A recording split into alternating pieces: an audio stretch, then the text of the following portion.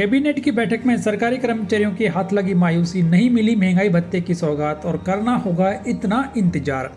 केंद्रीय कर्मचारियों की उम्मीद थी कि बुधवार को सरकार महंगाई भत्ता जारी करने की घोषणा कर सकती है। केंद्रीय मंत्री अश्विनी वैष्णव जी ने कैबिनेट की बैठक के बाद प्रेस ब्रीफिंग की, उसमें महंगाई भत्ते का कोई जिक्र नहीं था। दशहरा भी इसी सप्ताह है। सूत्रों का कहना है कि अभी तक केंद्रीय कैबिनेट के समक्ष डीए और डीआर की दरों में बढ़ोतरी करने से जुड़ी फाइल नहीं पहुंची है।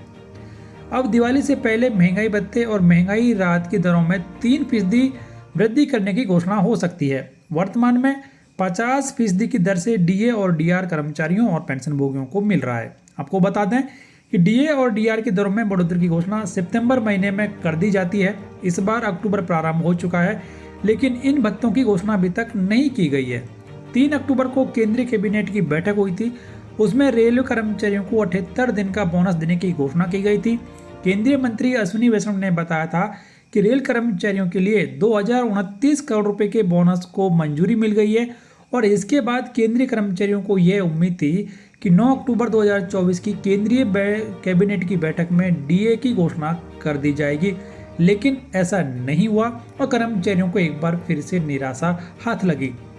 Confederation of central government employees and workers के महासचिव ने 30 सितंबर को केंद्रीय वित्त मंत्री निर्मला सीतारमण जी को पत्र लिखकर डीए की दरों में बिना कोई देरी किए वृद्धि करने की मांग की थी। पत्र में कहा गया था कि इन भत्तों का भुगतान अक्टूबर के पहले सप्ताह में हो जाता था। इस बार केंद्र सरकार ने ऐसी कोई घोषणा नहीं की है। अगर अक्टूबर महीने में केंद्र सरकार भत्ता व बोनस की घोषणा करती है तो उनका भुगतान नवंबर में हो सकेगा।